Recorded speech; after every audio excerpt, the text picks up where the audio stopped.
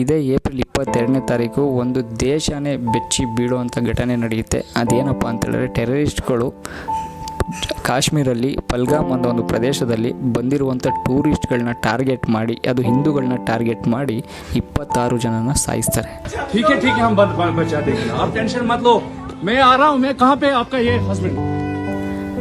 ಅದು ಹೇಗೆ ಟಾರ್ಗೆಟ್ ಮಾಡ್ತಾರೆ, ತನ್ನ ID ಕಾರ್ಡ್ನ ಚೆಕ್ ಮಾಡಿ ನೀನು ಹಿಂದೂನಾ ಅಂತ ಕೇಳಿ ಅದು ಕನ್ಫರ್ಮ್ಗೋಸ್ಕರ ಅವರ ಪ್ಯಾಂಟ್ಗಳನ್ನ ಬಿಚ್ಚಿಬಿಟ್ಟು ನೋಡ್ಬಿಟ್ಟು ಕನ್ಫರ್ಮ್ ಮಾಡಿ ಹೀನವಾಗಿ ಶೂಟ್ ಮಾಡಿ ಸಾಯಿಸ್ತಾರೆ.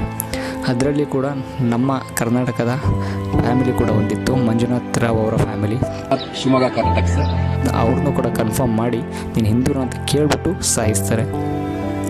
ಹಾಗೆ ಇನ್ನೊಂದು ಸಖತ್ ಬೇಜಾರಾಗೋದೇನಪ್ಪ ಅಂತೇಳಿದ್ರೆ, ನೇವಿ ಆಫೀಸರ್ ಕೂಡ ಇರ್ತಾರೆ ಅದರಲ್ಲಿ, ವಿನಯ್ ನರ್ವಾಲ್ ಅಂತ.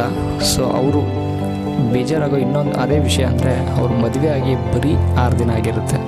ಹನಿಮೂನ್ಗಂತ ಬಂದಿರ್ತಾರೆ, ಬಟ್ 6 ದಿನಕ್ಕೆ ಬಂದು ಸತ್ತೋಗ್ತಾರೆ. ಪಾಪ ಅವ್ರ ಹೆಂಡತಿಗೆ ಕೂತಿರೋ ಫೋಟೋನ ಹಾಕಿರ್ತೀರಿ, ನೋಡ್ತಿರೋದಂತರ ನೋಡೋ ಒಂದು ಸಖತ್ ಬೇಜಾರಾಗುತ್ತೆ. ಅದರಲ್ಲಿ ಎಷ್ಟೋ ಫ್ಯಾಮಿಲಿ, 26 ಜನದಲ್ಲಿ 26 ಫ್ಯಾಮಿಲಿ ಇದ್ದು, ಮಕ್ಕಳು, ಅವರು ಇವರು ಎಷ್ಟೋ ಜನ ಇದ್ದರು.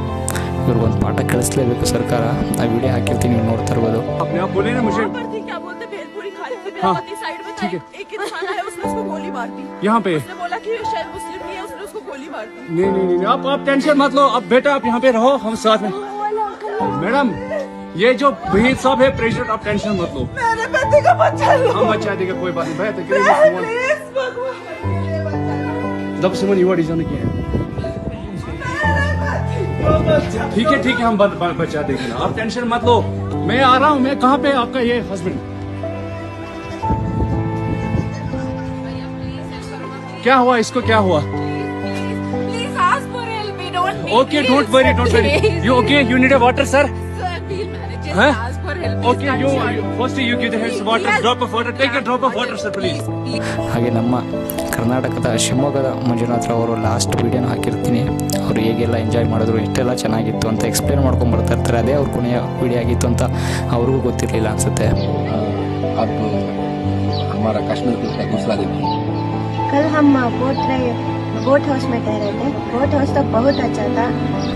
ಹಾಗೆ ಅವ್ರ ಲೇಡೀಸ್ ಮಾತಾಡಿರೋ ಒಂದು ಕ್ಲಿಪ್ಪು ಹಾಕಿರ್ತೀರಿ.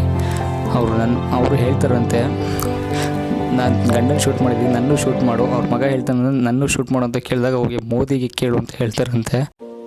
ನೋಡಬೇಕು ಏನಾಗುತ್ತೆ ಅಂತ. ಬಟ್ ಈ ವಿಡಿಯೋ ನೋಡೋದು ತುಂಬಾ ಬೇಜಾರಾಗುತ್ತೆ. ಸೊ ಅಲ್ಲಿಗೆ ಹೋಗೋಕ್ಕೆ ಮುಂದೆ ಯೋಚನೆ ಮಾಡಿ ಹೋಗ್ತಾರೆ ಕೂಡ.